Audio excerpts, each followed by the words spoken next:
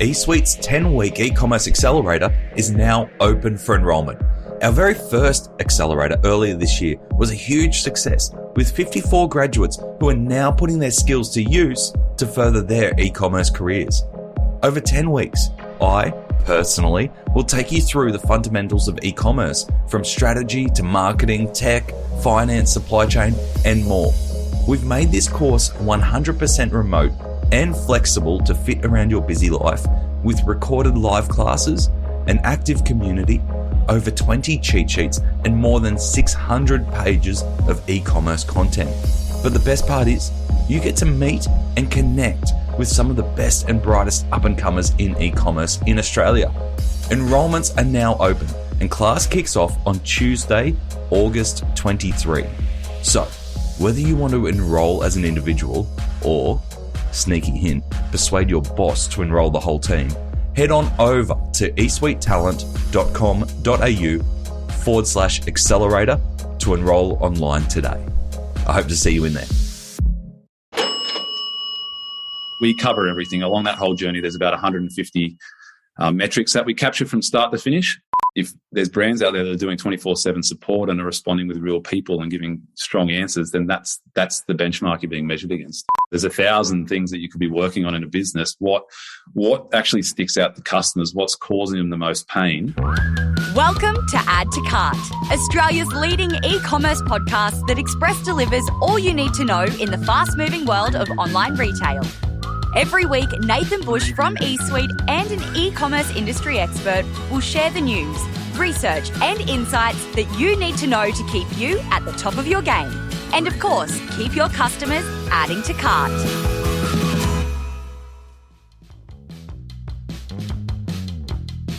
Hello and welcome to Add to Cart. My name is Nathan Bush, host of Add to Cart and director at e-commerce talent agency eSuite. Now, if you've ever worked in retail, you will definitely know that feeling of dread that comes over you when your boss says the mystery shopper is due to visit that week. I think I still have flashbacks right now from my time at Big W. Well, things have come on a little since those days, and my guest today has developed a mystery shop service specifically for e-commerce. Andy Evans is the co-founder of humii, that's Humii, humii, who combine cutting-edge technology with real human analysis to evaluate a retailer's customer experience and provide valuable insights. With around 200 retailers on board already, including Rebel Sport, Lovisa and The Iconic, humii take the mystery out of nailing an amazing customer experience using over 150 metrics. In this chat, Andy shares the challenges of wrangling their team of mystery shoppers, how they advise their clients on where to take action first, and why Andy thinks NPS is dead. Very controversial. Why NPS is dead. Long live the humii score. So, thanks to our partners, Shopify Plus and Paclio, here's our conversation with Andy Evans, founder of humii. Andy, welcome to Add to Cart. Cheers, Nathan. Thanks for having me, mate. Pleasure. We saw each other at Online Retail, which explains why my voice is like this right now. How did you go at Online Retailer? Yeah, awesome for us. I think obviously a big couple of days. It's getting together and seeing everyone in person. For us, meeting a lot of people for the first time was great, but it obviously means a lot of talking. I think I was commenting to someone just the other day. I've said the word mystery shop more times than anyone should ever say in their entire life. So, yeah, similar to you, voice was a bit croaky for a while, but feeling good. It was a great event. Got a ton out of it. A lot of good connections. So there was a really good energy, wasn't it? It was, yeah. I think everyone just getting around each other after a long time. I can't remember the last time I'd been to a sort of in-person event like that. It's like we've just sort of crawled out of a cave a little bit. People, we're almost going back into that COVID wave again and people getting a bit cautious. So who knows what happens over the next couple of months. We might have struck a little, run a little gauntlet between COVID waves there to get that event on. So no, it was great fun and good to see you there. So we've given a nice little touch there on Mystery Shop, but can you explain to us, you are here as the co-founder of humii. What the hell is humii? Essentially what humii is a new way for retail businesses, retail leaders, particularly in e-commerce, to measure the health of their customer experience. So mystery shopping. Look, the whole idea of this business and the concept spawned from, that whole traditional mystery shopping where, people would know about that. Someone goes into a store, they poke their head in, they walk around, they check the lighting, they look at the stock, was there a funny smell? Were the staff nice to them? They'll answer a few questions and then they'll submit that off to a head office of the retail business or whatever. And if they've done a good job, they'll get a congratulations. If they haven't done a good job, one of the bosses will walk down and get grumpy at someone because they haven't done their job properly. So in the last couple of years, e-commerce, as everyone knows, has just gone crazy. I don't want to make references to the pandemic. Everyone knows what's gone on that's driven that. But a lot of businesses that were traditional bricks and mortar may not have had to care so much about their e-commerce channel. It could have been a little poor cousin that sat off to the side. It was 10% of your business. You didn't have to worry about it too much. Flash forward a couple of years, it's now 25% of your business. If you're sitting on a board or you're an exec in a business, you have to care about your e-commerce channel. So a lot of what happens in e-commerce is really complex. We're talking about websites and user experience. And for people who aren't from that background, that stuff can be quite daunting, really hard to understand. I'm from a tech background, it's fine for me, but I appreciate that people who don't come from that background can struggle. You're sitting in these board meetings, you're getting these complex reports, bounce rates, time on site, all that kind of stuff can be daunting and hard to explain. So what we really wanted to do with this business was simplify things right down and essentially take the simple model of an in-store mystery shop and apply it to e-commerce businesses. So hence, that's where humii's come from. And we are quite literally doing exactly that. We have teams of people out there who are purchasing things online, getting them shipped out to their house, and then we're reviewing and scoring that entire process end to end. And the net result of that is we're able to provide retail businesses with reports that can give them very clear and direct actionable data on what it is they're doing well, what they're not doing so well, what customers are actually saying about the experience, and from a completely unbiased perspective as well. So there's no value add for us in whether you're doing well in certain areas or not so well. We just give it to you very straight and clear. And it's stuff that a retail business leader could look at very simply and go, okay, I need to go and have a chat to Jimmy in the warehouse and ask him why it's taking us 5 days to dispatch our products, whereas our competitors are taking 2 days. So it's designed to be very simple. It is a simple model, and that's humii in a nutshell. So you've mentioned that it's taking an old model, which is the old mystery shop model, and you're doing it very simply. Why doesn't it exist today before you?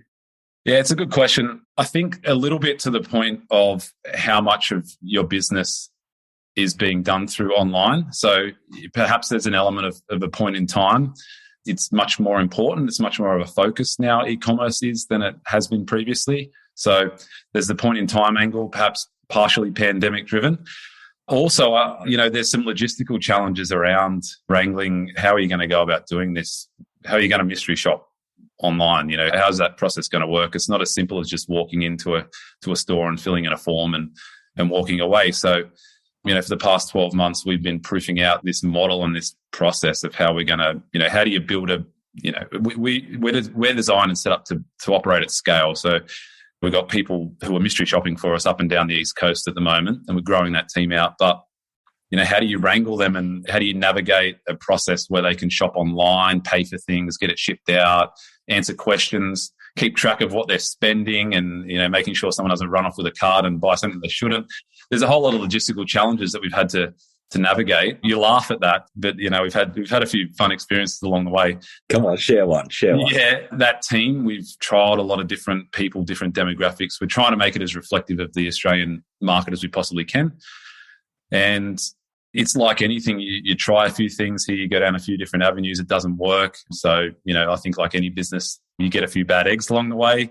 People try to get away with things that they probably shouldn't. But, we've got it pretty well refined now. That team of analysts, we've got almost 50 in that team now and looking to continue growing that. And, the more people we have shopping for us online, the greater sort of diversity we can give to customers. So talk us through the process from a retailer's perspective, from how they brief you through to what kind of data or detail they'd expect to get back and how regularly. Well, our standard service is designed to work like a subscription. So it's an accountability thing. You can think about it like an always-on external unbiased audit of your business. So a lot of customers that we're working with, we're shopping a lot of the market at the moment as well, and people wouldn't even know that we're shopping them because we work anonymously. I mean, that's to kind of build up our data set and evolve and to be able to give proper solid benchmarking to our customers. But how it works is we can literally kick off shopping, as soon as we've got an agreement to do so from a customer. At the moment, we'll shop continuously. Our standard service is we'll do 3 shops a week, and then we'll provide a report at the end of each fortnight, which has essentially the last fortnight's worth of data in it. So it's kind of enough reports, enough information that you can look at and digest it easily without spending a week trying to understand what's in there. You can look at it and read it in sort of 5 or 10 minutes. That's what it's designed to do. You can identify where the hotspots are and then actually go and action it. You've got a couple of weeks to turn some things around before you get your next set of data coming through. So we've launched only in January, and we've had customers working with us since March. And, we're noticing a lot of stuff is coming through as trends. It's very clear because we rotate our shoppers, and we guarantee you won't get the same shopper within a monthly period. So you're getting different perspectives. And it's just interesting to see the trends that come through. A lot of people saying the same thing about a business over and over again. A lot of people tripping over at the same points in a process. So really interesting insights that we're getting along the way.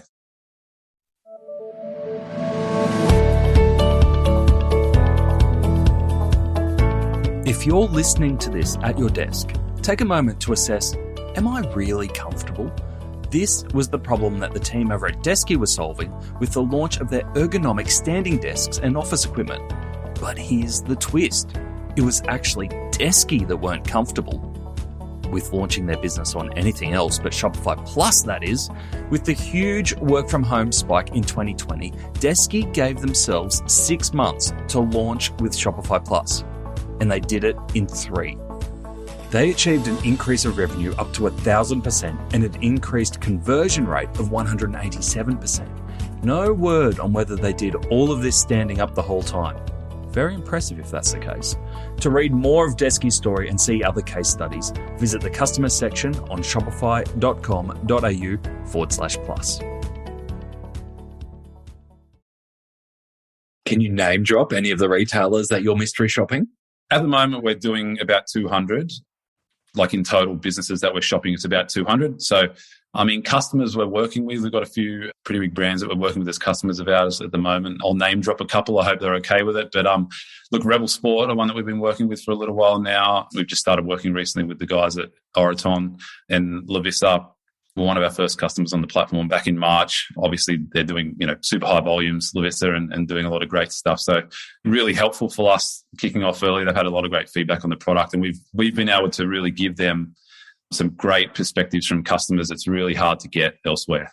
Yeah, that's great. And you're not dealing with kind of mom and pop shops there. You're dealing with sophisticated retailers. So even from a benchmarking perspective, that must be great. Some of that data that you're gathering to help new retailers coming on board, or to help people go, yeah, where are you sitting? Are you okay, or you're off the mark? Yeah, exactly. So, and that's, I suppose, part of the model is, our shoppers, we're not just kind of confining them to any one demographic. So you don't just shop fashion. Our focus has been fashion initially. We've started doing a lot of others over the past couple of months and broadening out into other markets like outdoor and a lot of footwear as well. But they're shopping everything. It's not just confined to one segment. So then they'll shop, brand new entrants to the market. They'll shop some smaller businesses. They'll shop a lot of the bigger ones as well. They'll shop ones that have been around for a long time that might have maybe they've got some aging tech or some clunkier processes. It's, they're being sort of agitated by new entrants to the market or disrupted along the way by new players. So they see the full spectrum. So if you're coming on as a new business, it's interesting for us. If we've seen some new business come into the market, we start shopping them straight away so we can have a look at them and we can kind of turn up and say to them, hey, here's what we've picked up about your process. But yeah, it's a really interesting way to get a kind of a broad perspective of how you measure up against other businesses. And when you're talking about shopping, are you going from all the way back to discovery, say Google search or however customers are mainly getting through to the site, all the way through to checkout and potentially even refunding? Yeah, absolutely. Absolutely. So, and one of the big things about our process and, coming into the e-commerce space, there is a lot of focus on a lot of platforms that do a lot of focus on the on the pre-purchase experience. So, things that are on your site, analytics on site, a lot of great plugins and things you can do around a customer journey up until the checkout. But we found there was a huge lack of focus on what happens after the money goes over from PayPal into the bank account. So we do everything from right up front from the Google search. So it's literally the first thing we do. We'll look for a retailer, go on site, interact with the website. We'll interact with support channels. We'll play with the search bar, the navigation on site. We'll then check out, look at the process of registering on site, loyalty programs, pay for the item. There'll be the period of waiting for the product to get shipped out.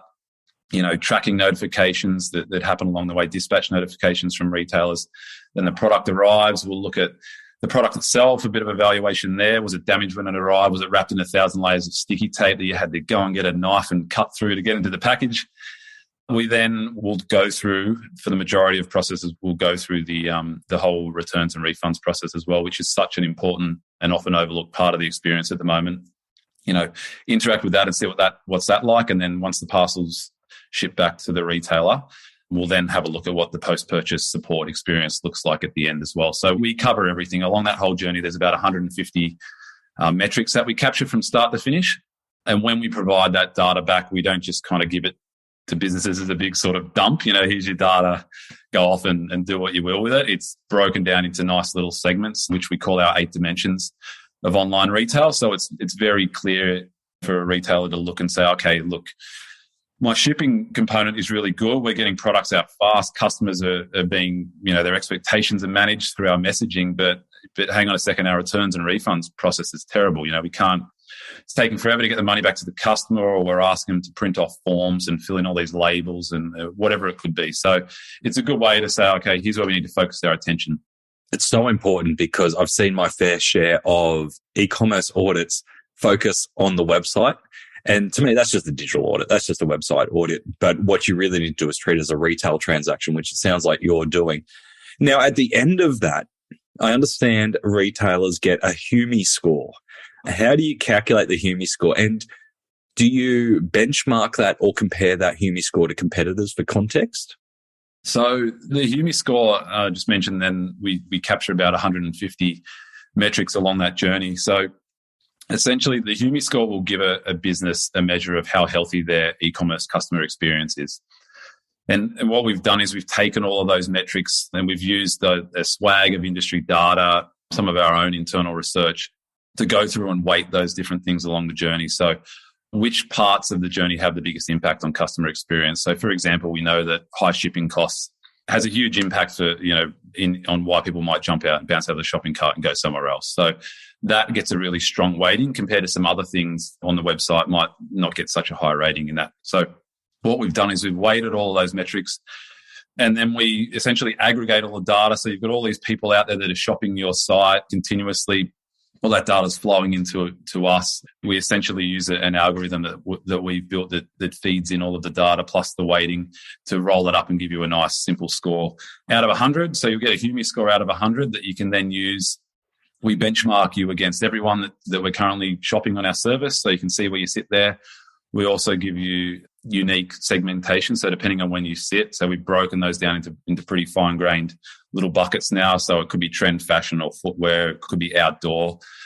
And then we also give brands the opportunity to pick from a select bucket of competitors that they would like us to look at as well. So if we're not shopping them, we'll shop them. And then you can then say, okay, here's where I sit in comparison to the 5 brands that I see as my biggest competitors. And that's something that's come to us from feedback from customers, something they've really wanted. And that type of thing is adding a huge amount of value, because at the moment, businesses don't get visibility on where they sit.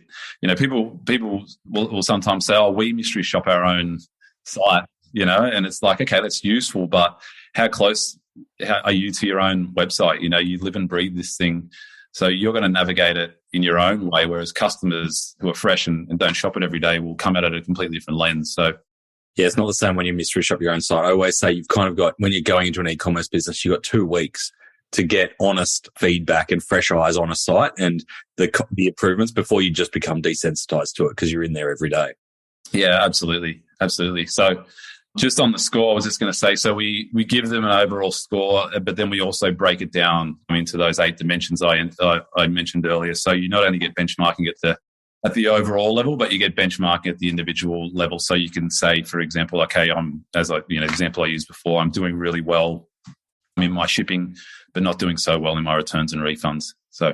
And you mentioned that you constantly see trends in what you're finding. The Australian e-commerce market at the moment, where would you say of those 8 dimensions, most of the improvement needs to go right now? There's some obvious ones. We started shopping online in September last year. So we shopped through that really hard period across December, January, and where things were really whack. I know things are still not great at the moment, but shipping warehouses were all sort of backed up, and I think it was around the time there was a big ship got stuck in a canal somewhere far away. So there was trouble all over the planet, and the trends were just clear. Everybody's delivery times were just thrown right out. So that was a really interesting one to watch. We've seen it come steadily down. We've got data that shows the decline of that, and it's kind of plateaued back out again now, which is really interesting. Look, some of the really obvious areas I mentioned before, returns and refunds is one that's super polarizing. One, there's kind of light and day between what's good and what's bad. And this just kind of speaks to the whole how, I suppose, progressive and how much innovation's happening in e-commerce at the moment, how hard it is for businesses to keep up, because we see a couple of years ago, some businesses will get refunds back to a customer in a couple of days. Some businesses will refund the money before you even send it back. And then you've got, sure everyone would have seen the guys from Refunded that enter the market and suddenly start offering refunds instantaneously. So the bar, that benchmark that was there previously of a couple of days, which was pretty good for customers. They used to think that's great, I get my refund back in a couple of days. Suddenly that benchmark's just gone up. So it just kind of exposes everybody else who wasn't already at that benchmark is now considered, dinosaurs in that space. Some businesses will refund at the end of the month with a monthly batch banking fee that happens at the end of the month. And that's just not meeting expectations anymore. So returns and refunds is a really big one. On-site support's another big one that we see is really polarizing between what's good and bad. So it's kind of almost a ticket to play to have live chat on site, but you'd be surprised. You wouldn't be surprised. A lot of people might be surprised that some businesses don't even have a live chat, or if they have it, operates at funny hours, or, they try to get by just on bots. And again, there's so much competition in the live chat space now.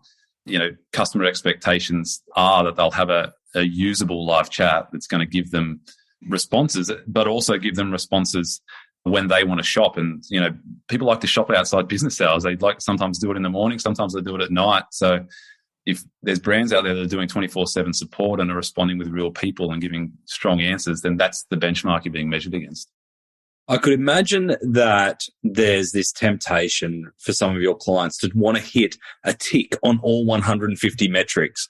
But at the same time, my gut instinct would be that if you hit all 150, it's probably a good way to go out of business pretty quick because you're investing in all areas of the e-commerce experience. How do you weigh that up to go, look, we can't be at the excellent level at absolutely everything. Otherwise, we'll run a really inefficient operation. How do you know where to put your efforts and where to hold back and maybe not meet those benchmarks in some areas?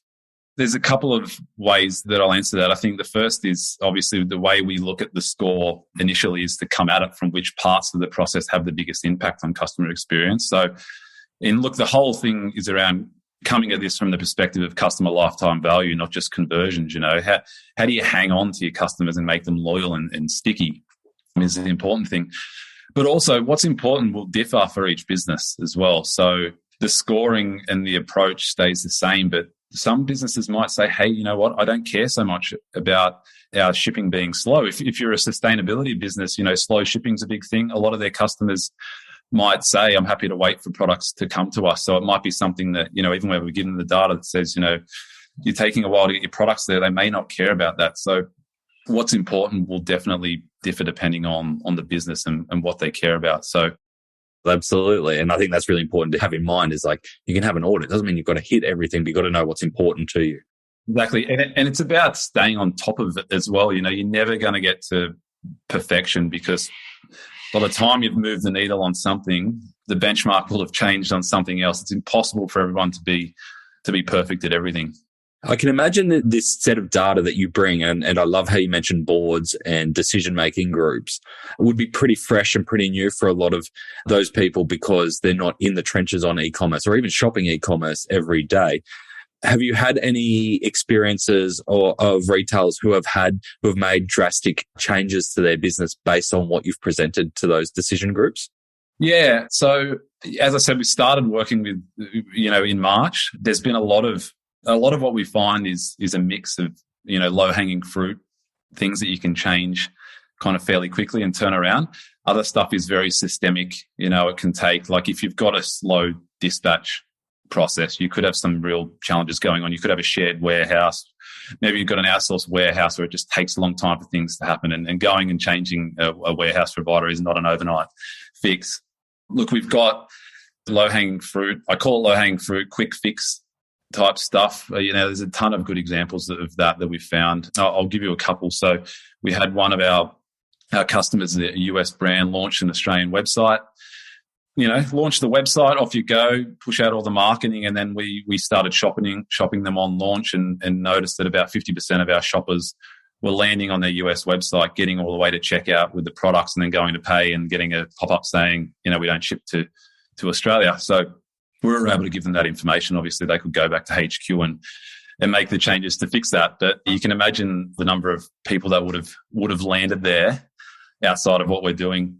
A few other ones, as I mentioned earlier, we interact with the search, on-site search, and we go pretty deep into how that works because we know about the challenges business face around cataloging products and, if someone misspells something or how do you give them personalized search results. It's a whole crazy world there. But we had one example, one of our customers selling Levi jeans, Levi's, Levi''s, or is it Levis, depending on how you type it. But what we found that if you just went in there and typed it without an apostrophe, it wasn't showing up in search results. And that had been sitting there on the site for a few months. They reckon over 3 months and cost them like upwards of, in the hundreds of thousands of dollars worth of business because Levi's is one of their big sellers. So there's a lot of stuff that comes up that is, you'd think it's very simple and trivial, but until you have someone actually looking at it, and that's something that a customer is probably not going to tell you about. I didn't find Levi jeans. They're probably just like, these guys don't sell Levi jeans. Elsewhere. Yeah, there's 1,000 stores you can go online and buy Levi jeans. So yeah, that's a really cool example. And I can imagine that this is beneficial not only as a regular checkpoint to mark performance over time. Do you also get people using you as part of their testing plans when they're launching new websites and new experiences? Yeah, so that's again something that's come out of this that we probably didn't foresee, being as much of a thing. But shopping and kind of A/B testing big changes is something that's coming up a lot. So, if you're going through a re-platform, one of the things I always think is really important is, you're in a business and you think you know what's important and what's a priority for you. But a better way to go about it is rather than go in your own gut feel or your internal team and actually ask others what they think about your business and what's most important to customers. So, using this service as a way to not only test the experience before a rollout and then see what it's like after, and, did you get an uptick here? Did you do something that was positive?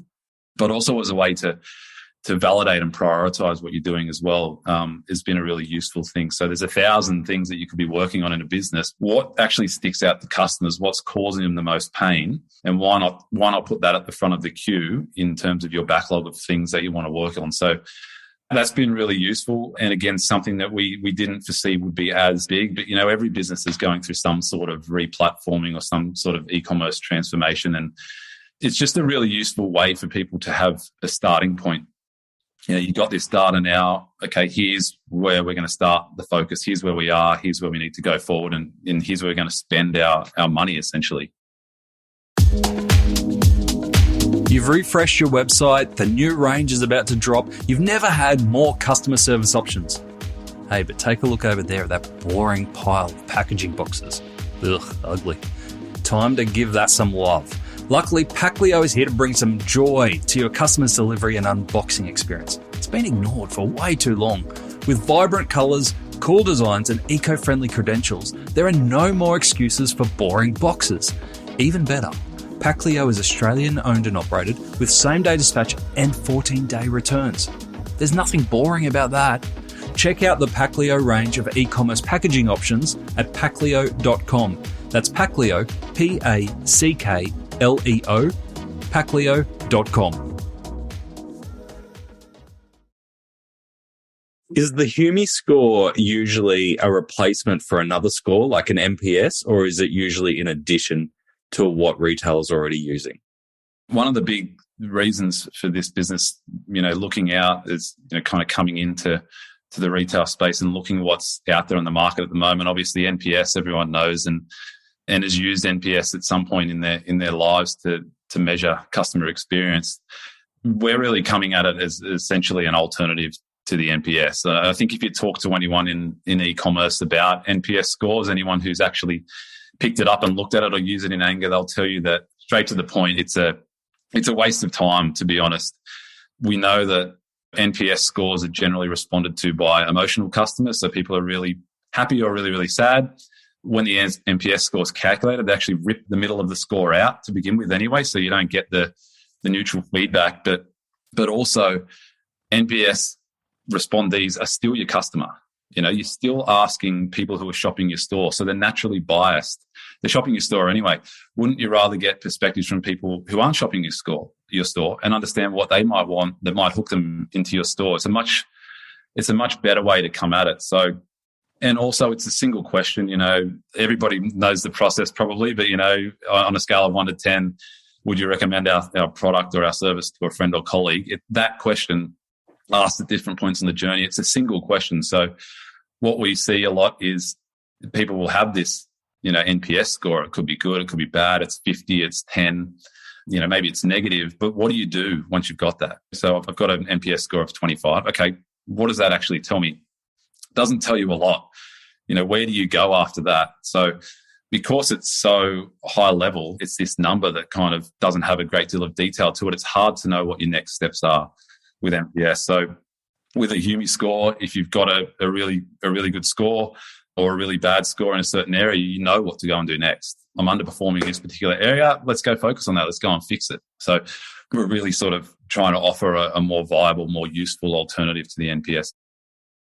I reckon you need humii shirts that say, don't use NPS in anger. Yeah, exactly.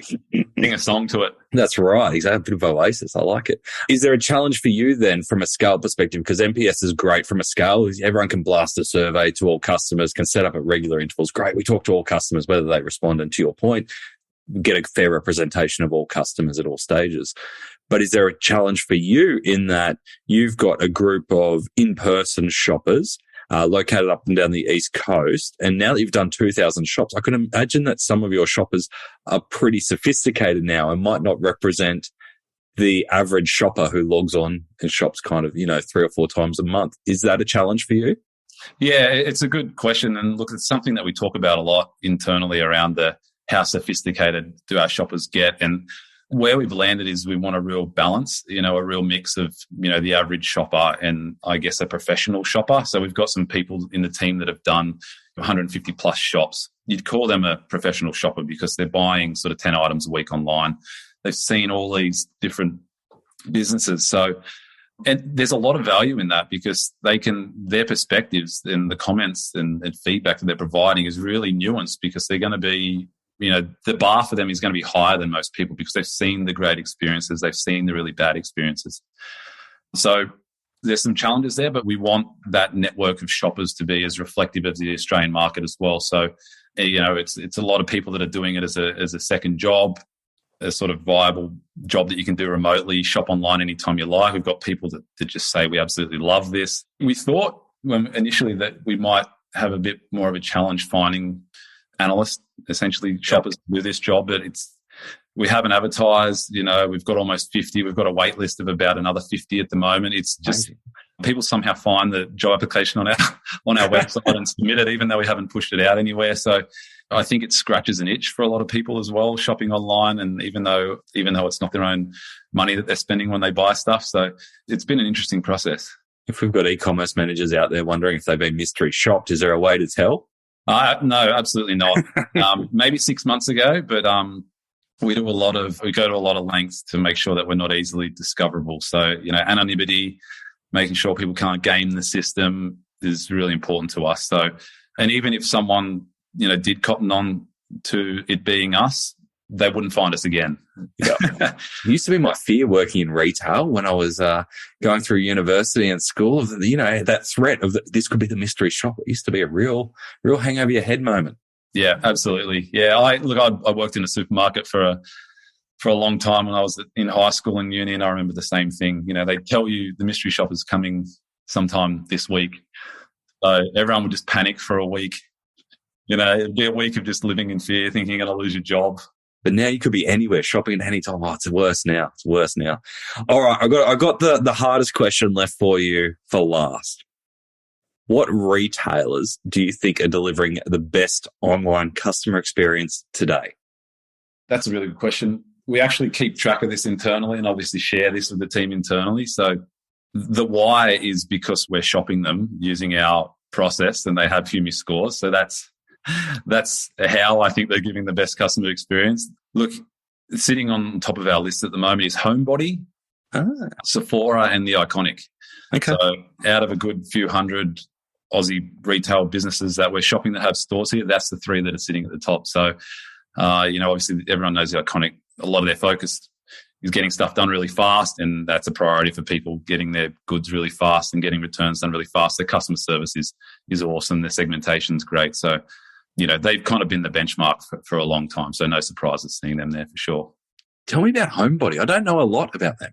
Women's fashion business. I think they've just got a really sort of slick site and experience. Whatever they've done, they've just nailed it. It's interesting to see who shows up near the top of the list that you wouldn't expect. By the time we've had, sort of 10, 15, 20 people go through the shopping experience for a brand and you get enough data there, it's funny who you see sort of popping up. And I suppose that's the game at the moment. There's so many options and opportunities for businesses to go and do something unique and individual and disrupt what's there. You never know who's going to offer the best services. So, it's interesting to see them there as well. I was surprised as well. Yeah. Oh, I love it. I love when you can come out and share that data. That's fantastic. I reckon there's a good white paper in that for you somewhere. Yeah. We've talked about, there's plenty more to come on that for sure. No, that's brilliant. Andy, I love the model. I think it's really smart because there's a few things there. It's that there are very few benchmarks in e-commerce, true benchmarks. I think everyone's scrambling to know what good is. So if you can help people with that, that's fantastic. But also there's that struggle between information that's understood by the e-commerce team and e-commerce managers, which is often very specific and technical, and that which can be translated into a board level. And I think, the way you described that was really nice to be able to take that low-hanging fruit action, but also make big strategic decisions. So I think that's really exciting. Yeah, absolutely. What's next for yourself and humii? Yeah, look, we, as I said, we're still very early days for us. So we're actually going through a capital raise at the moment for us, which is going to essentially help us build out a lot more features into the product and continue to push forward with a whole bunch of new features for our customers. Also help us with scaling. We've got plans to push out into the US early next year. So yeah, really sort of fun and interesting times for us. A lot of focus on trying to grow that network of mystery shoppers and make sure we get a lot of diversity in there as well. But look, we're out there growing relationships with new partners all the time. So, looking to talk to as many people in the business as possible and just kind of learn and get feedback and sort of iterate and improve. It's a really fun time. We're obviously a small startup at the moment, but it's, all the feedback from the industry has been really strong. And I think people genuinely get the need for this. And I posted something out on LinkedIn at the end of Online Retailer last week, and I know I mentioned before around the fact I've said mystery shopper, 1,000 times in a couple of days. But when you say that to people, the natural reaction is, why doesn't that exist? Are you sure that doesn't exist already? And so people sort of naturally understand that there's a need, which is a really exciting thing for us to get such positive feedback. So, I think everyone in our team's brains are just bursting with ideas and things we'd like to do next. So yeah, we're keen to talk to as many people as possible. What an exciting time. Now, who do you want to talk with, especially? This is your chance for a plug. And how can they get in touch? Anyone, honestly, in retail business at the moment that wants to move the needle forward on their experience. I mean, we're working with quite a few smaller brands as well. So, I mean, it's designed to be pretty accessible. We've got a couple of different options to work with businesses on different price points that work for them and models that work. We're also offering once-off health checks if a subscription is something that you're not keen to jump into. So you can get a sort of a health check on how your business is going at a given point in time. So yeah, at the moment, retail businesses that want to improve, and essentially anyone who's customer obsessed and wants to know more and get that feedback and use it. If you want to get in touch with us, look, send us an email, hello@humii, ping me on LinkedIn. I'm happy with either way. Always up for a chat or a coffee or whatever it might be. That's brilliant. And that's humii, HUMII. HUMII. Yeah, that's it. Andy, thank you so much for sharing the story. I've got a feeling we are only at the start of it. I can't wait to see where you go and can't wait to see that white paper when it's released. Yeah. Thanks, Nathan. And look, honestly, thanks a lot for having us today. I really appreciate the chat. No, it's great. Cheers, Andy. It's one of those offerings that once you hear about it, you wonder, why isn't anyone else doing this? But I think what Andy and the team are doing can add a huge amount of value with relatively little effort or investment on the part of a retailer. And I think that sets them up pretty well for success. Here are the biggest takeaways that I took from my chat with Andy. Number one, you can't effectively mystery shop your own site. And I've stood by this for a long time. If you're an e-commerce retailer, you will know your site like the back of your hand. Great in some ways, but when you're trying to put yourself in the shoes of a brand new customer looking to buy something, not so much. You've probably got about 2 weeks as a new team member before you start getting conditioned to what's on the site. Give the site to your finance team, your grandma, or the humii team. They will find things that you will never find because you're too close to it. Number two, shop the whole experience. In a world where UX is studied down to the most minute pixel, I mean, pixels are all the same size, but you know what I mean. The end-to-end customer journey is often ignored because it's not always visible. Sending payments, getting deliveries to the door, looking at packaging, processing returns. These are all crucial parts of the customer journey that aren't tested enough, in my opinion, but are crucial for a great customer experience. Number three, prioritize your pain points. There are 1,000 things that you could be working on to improve your e-commerce business, but starting with the things that cause your customers the most grief makes the most sense, and you've got to hear it from your customers. In my experience, working out what is high impact to your customers against what is the lowest effort or lowest cost is a great place to start. Map it out. To get the highlights of today's episode, head on over to addtocart.com.au and sign up for our free newsletter. Each Tuesday, we will send Monday's episode summary, links, and discount codes for you to go next level on. And if you're looking to explore your next e-commerce opportunity, come and visit us at eSuite. We're a dedicated e-commerce talent agency, connecting the best e-commerce talent with the fastest growing brands in Australia. Head on over to eSuitetalent.com.au where you can download the free e-commerce salary guide and sign up to our weekly e-commerce job emails. Thanks for listening, and until next time, keep those customers adding to cart.